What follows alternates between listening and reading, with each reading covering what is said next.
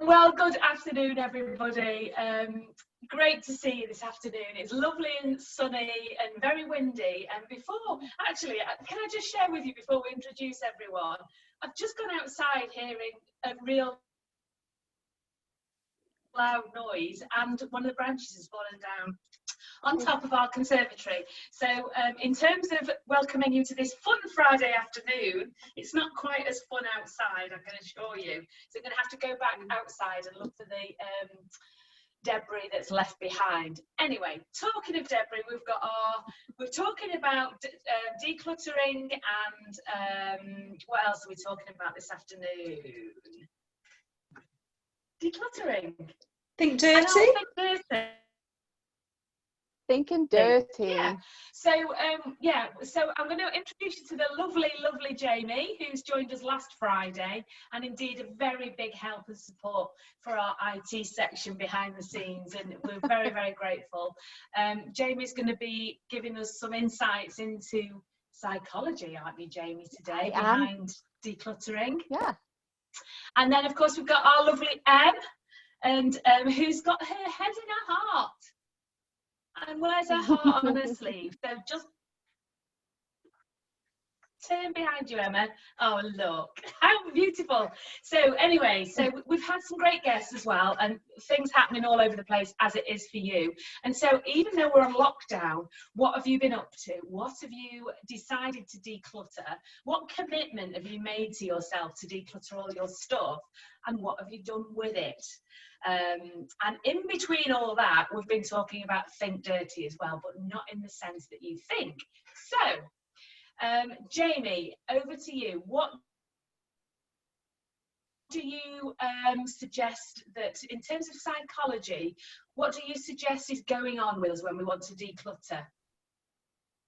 Oh, this is so exciting because I have been watching you guys for your last few chats, talking about the sort of art of decluttering and how good it makes you feel.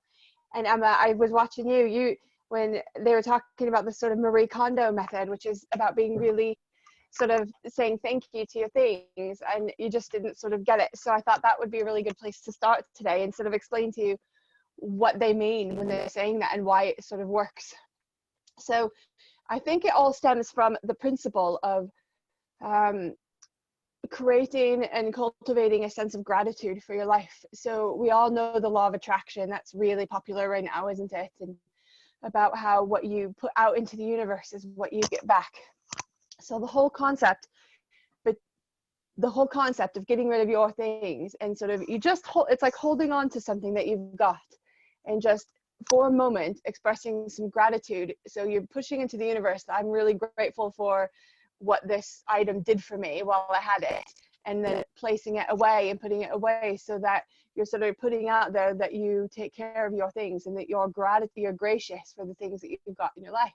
Because if we just take stuff and just chuck it away, I think if you're looking at it from that law of attraction point of view, the universe is going to sort of look back and say, well, if they can't take care of the things, if they can't show love or gratitude for the things they've already got, they don't deserve to have anything else. And it's just about sort of cultivating that real sense of gratitude for being grateful for the things that we've got in our life, and trying to be really positive about it. Now, the whole psychology about decluttering is that, if your environment is surrounded by stacks of paper and stuff all over, it's going to be, your mind is going to be cluttered as well, because you're going to be distracted, and it's hard to be restful in a place that's sort of really messy. And some people are messy, some people sort of get it, and that's okay. Everybody's different, aren't they? But I think that it's just an element of trying to clean your environment, clean your mind, start fresh, doing something new.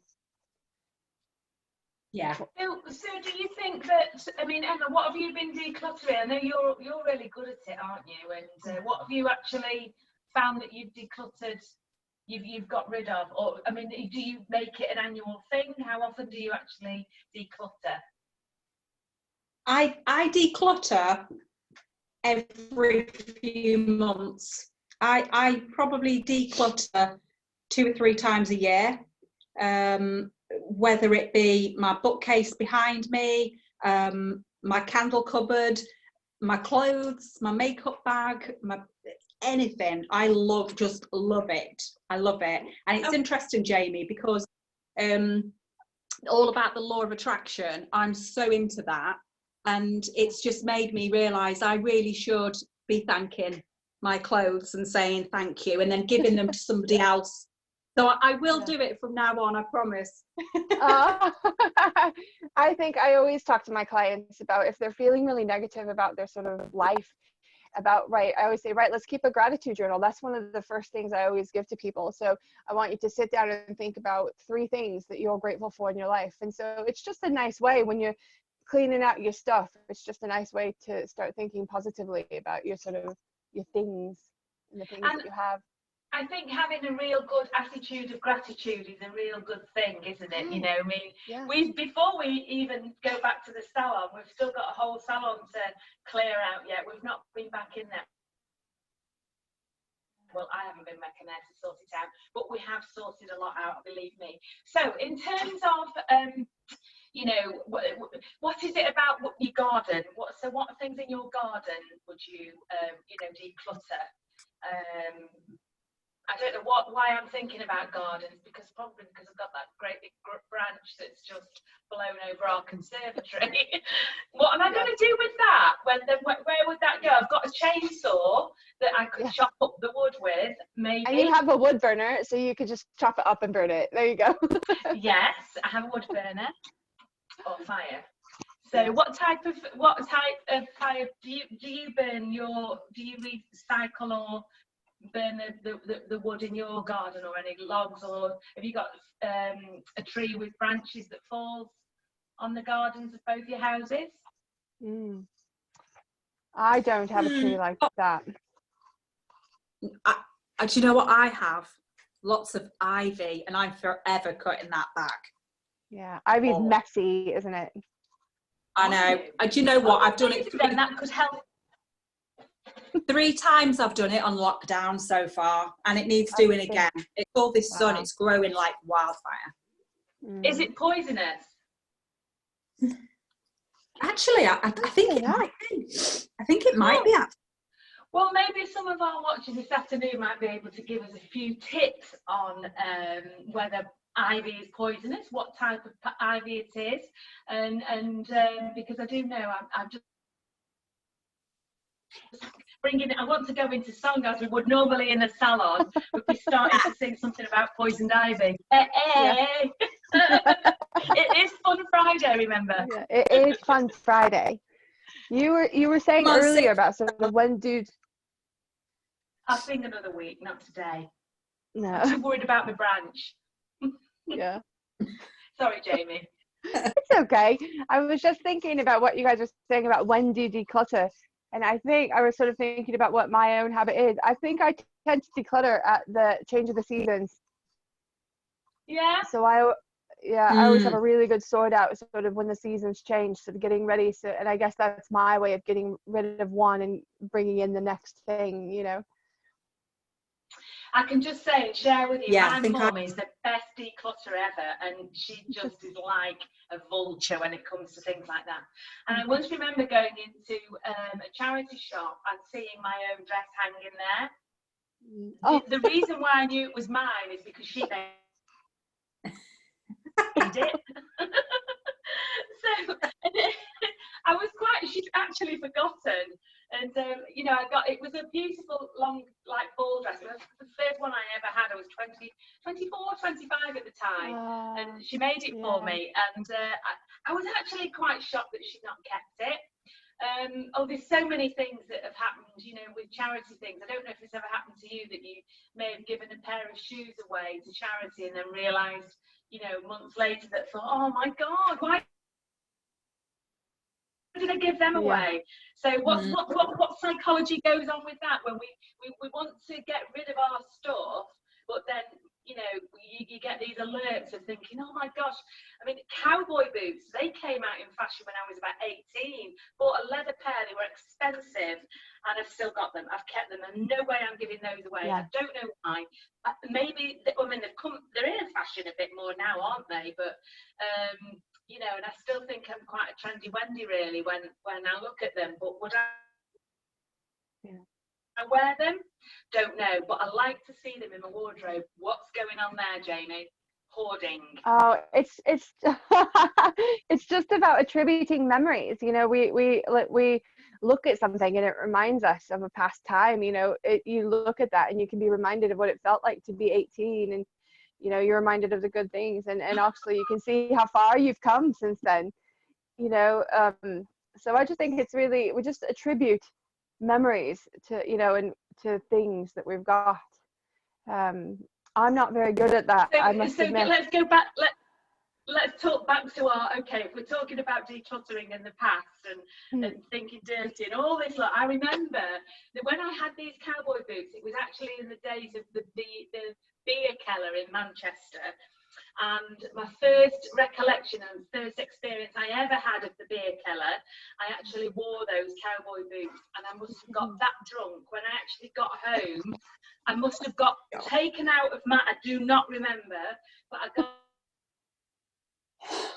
taken out of I must have got myself undressed out of my jeans and cowboy boots, and because the jeans were too tight around the bottom of the boot, I took my leg out at the same time. Do you know the times when you've done that, when you just pull it all off together like a pair of wellies? Your trousers are still inside your welly boots. So and I must have woken up really early hours of the morning and walked across the landing of the house that I lived at the time, which was my first home, and all I saw was these legs leaning up the wall, and I had this like, oh my gosh, I'm getting bagels. So you know, why am I talking about that? We're talking about decluttering already, but I'm not going to get rid of. But that's it. That's what it does. That's it. It took you back to that place, and that memory, and that's what things do. And we get that from smells, and we get that from stuff. Like, you can open up your dress or your closet, and you can see a dress, and you can just be taken back to that experience of, you know, I remember that night, that was so magical, or it was so weird, or it just reminds you of something in the past, doesn't it? It brings up a memory, which is nice. Well, lots of our clients, and Jamie, indeed, you'll know as well. I don't know whether you've ever caught the rural rider from Sandbach home to Middlewich with us before, but talking about the bus journey back from Sandbach to Middlewich, the last bus back, and our walk along the canal path home and across the plank, talking about the memories of, you know, years ago, the beer smells, you know, when you walk past, you know, the pubs that have the doors on the roadside that open up, and then you can see down in the cellar of underneath the pub. You know, you get that smell of beer, don't you? That old smell of, and you know. So I'm thinking about decluttering and cleansing now. So Emma, what's your first recollection of your one of your earlier nights out? Well, BC, before children. I was quite young, and yes, I had way too much to drink, and I remember from what I was told, I just passed out outside the front of the pub, which was really bad because I wasn't even old enough to be in there. So I can't believe I'm admitting that. When I've got my daughter, now and feel it and I've got my daughter sat next to me. Yeah, so whenever I smell Pernod and black, is that what it is? It makes me like, whoa. Don't like that. Yeah, so that's that. Jamie, what about your experience that you can remember? Well, let's just say I still can't drink cheap vodka out of a plastic bottle. Can I add? We're all human, aren't we? Can I add something, guys? Go for it. Yeah. Molly's just reminded me of something. Sally falling asleep on her 18th birthday in the vaults. Oh. Oh no. Molly, Emma, that's the Caesar's secret. We always say what goes on in our salon stays in our salon, even though that wasn't in there. Well, you're allowed to let out some secrets. Oh. I won't tell them anything else. Jamie, we've had some nights out together too, haven't we? And you know what? No, we have, when on our Christian conferences and things like that, you know, we've shared some really interesting times. We're all human. So what I think everybody should do this afternoon, it's Fun Friday. Why don't you just sit for 5 minutes, sit quietly wherever you want to sit, just either close your eyes or just take yourself back to that time when you've gone out and done something completely outrageous, and you know, you've got clothes that you've wanted to hang on to forever. You may still have them, but also what have you decluttered out of your life from then on? So you know, it's all about the way, I mean, I can't talk, I've got no experience about decluttering really. You know, I'm learning from you two today, and indeed all the people we've had on this week. You know, we've been talking with Lisa and about the you know, the environment, and we talked with Anne about, you know, decluttering her wardrobe and her house when she moved, and she has downsized now from you know, a big bedroom house down to a little cottage, which I actually went to, which is beautiful. Yeah, that's. And we always say in the summer as well, we hurly-burly-fy our places, because Anne is very glittery, very, well, I have done, and you know, she's very very clever in her art. You know, and I'm grateful to have great friends, you know, in both, all of you that's spoken this week. So moving on to the think dirty. Well, we've been thinking clean, let's think dirty. So going back to the app that we've been talking about, I'm not sure yet whether any of you have downloaded it, but you know, it really is well and truly a good app to have on your phone. And indeed, you know, I always think it's really good to encourage, if you've got young kids as well, to just let them have a look at some of the things that are actually going in the creams that they're putting on the skin. Now, whether or not, I mean, I was quite surprised the other day to see what's in even Cetraban, which is something that you would get from a GP. And this is a disclaimer, I would never ever, you know, I'm not about to start pulling anything apart, but wherever I try and look for natural things to heal or to help us, I think, was it Hippocrates said that let food be thy medicine, you know, back in 800 and something BC, or you know, I don't know that I don't know the year, I can't remember, but you know, there's little things that sort of prompt you in life to think, well, hang on a minute, if somebody has said that all that time ago, then why are we doing things to make things be quicker, you know? Why are we putting preservatives in, Jamie? Why, you know, why? What's it all about? Can I just say that one thing is, I think, and I do, you get out of your body what you put into it. So if you're feeling sluggish and tired, it's because you're taking in too much bad things. You know, if you want to feel good, if you want to be thinking clearly, if you want your body to work as well as it should be, and our bodies are amazing and our brains do such amazing things, but they're only as good as the fuel that you put into them. So the more good things that you and when you think about those good things, you're inviting those into your life. Do you know what I mean? So, and when it comes to sort of getting rid of the bad and making space for the new, it's because change won't happen in your life unless you do something different. You can't expect change to happen if you keep making the same choices all over and over. You can't expect to lose 20 pounds if you keep eating biscuits after dinner. You know what I mean? And it's, you can't expect to have clearer skin if you keep using the same products. So if you want something to change in your life, metaphorically or physically or emotionally, you have to do something different. So that's just a good way to think about it, isn't it? Using that app to think about the things that you're putting into your body. So, yeah, so and what type of, like, you know, if people were to, you know, connect with you and contact you either through these calls or, you know, in terms of getting support with anything in their life, whether it's you know, clutter of life, even, you know, we talk very much about material clutter. What sort of clutter is going on in our heads, and how do we, you know, how do we sort of segregate or separate things into compartments, or what would you sort of suggest people look at in terms of mental health? Obviously we're in a very special week this week, so Yeah, so that's really interesting because it leads us into, it's been Mental Health Awareness Week, and the theme this week was kindness. They come up with a different theme every year. And I think it's actually seeking out something like counseling, right? People think that counseling is for depressed people or anxious people, but actually I feel like counseling can just be a way to get to know yourself better and to have better self-awareness and really see what you're capable of, you know, without the strings attached that have been placed on you throughout your life.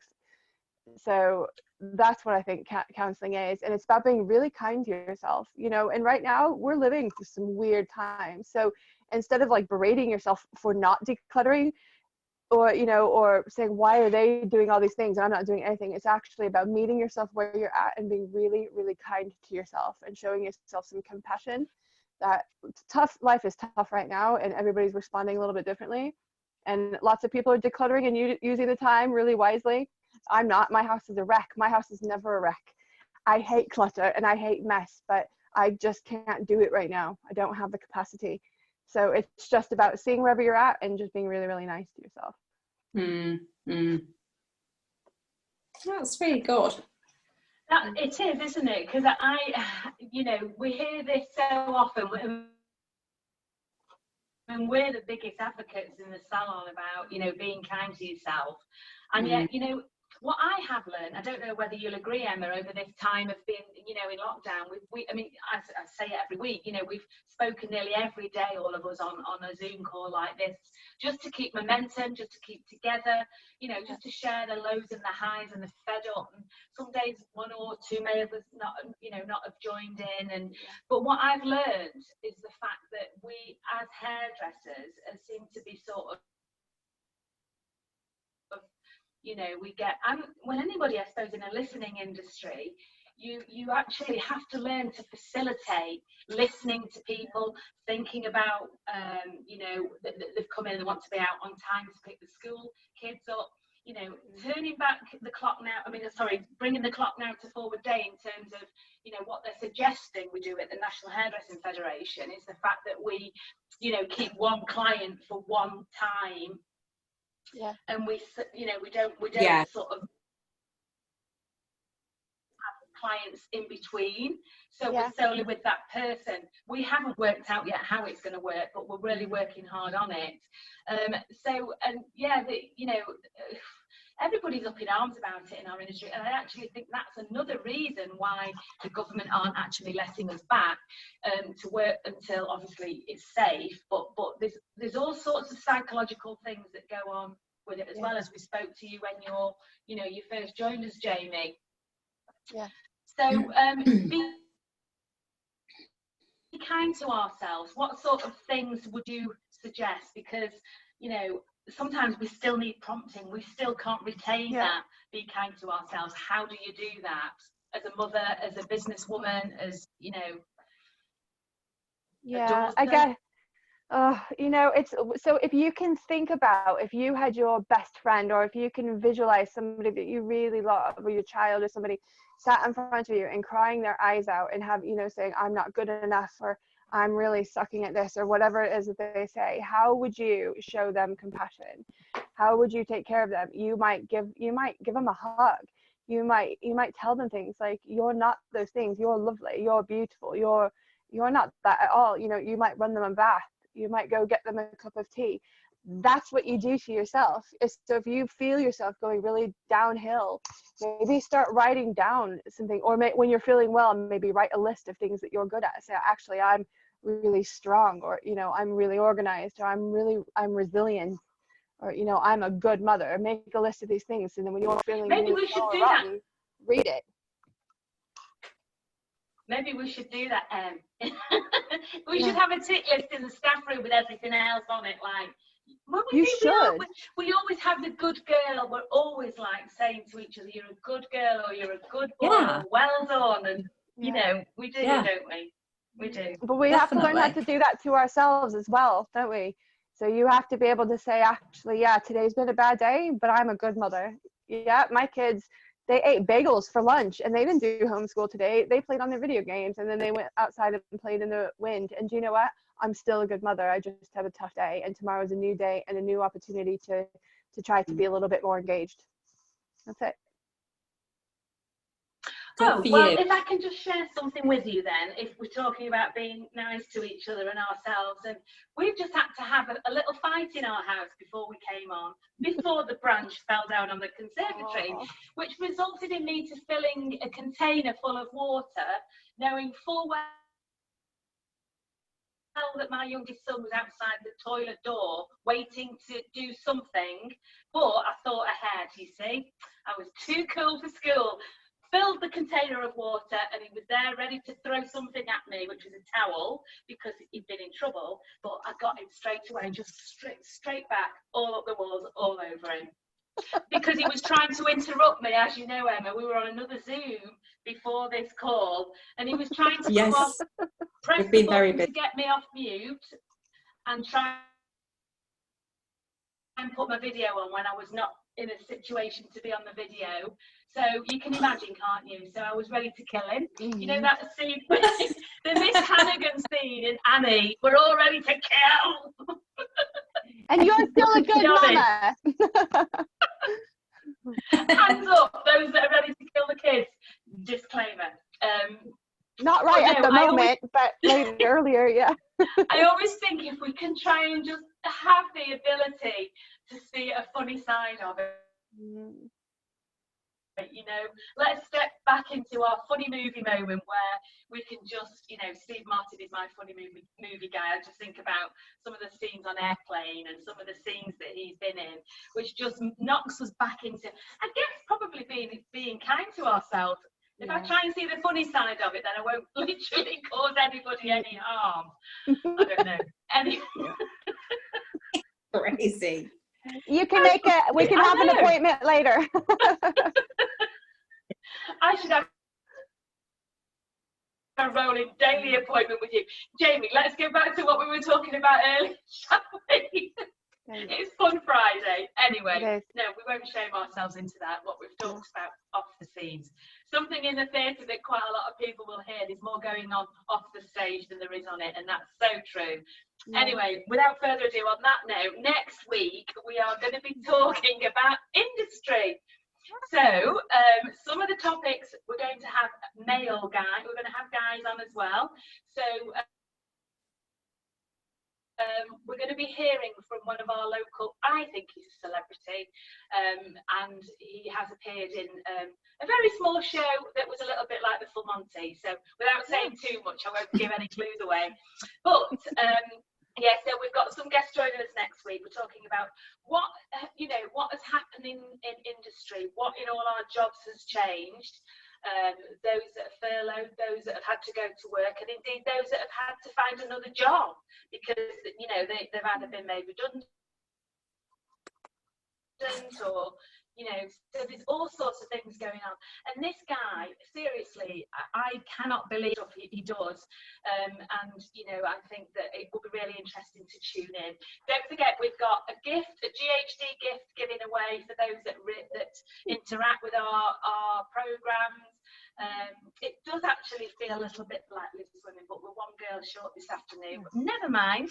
And it is a bit like our Sisu show. We've had some great messages behind the scenes as well, and it's even been put to me anyway that we should have a little bit of a play-in music before and after we come on. We'll be having subtitles there. Do I? Oh. What tune would you choose for us? We'll leave it with you, and we'll see you on Thursday at 7. And watch out for Nanny Ethel, because there might be a few of the friends joining us next week on the lead up. Okay. Take care, everyone. Have a fun Friday. And thanks again, Jamie. Emma, thanks again for joining us. Have a fun weekend. Have a good weekend. Bye. Bye.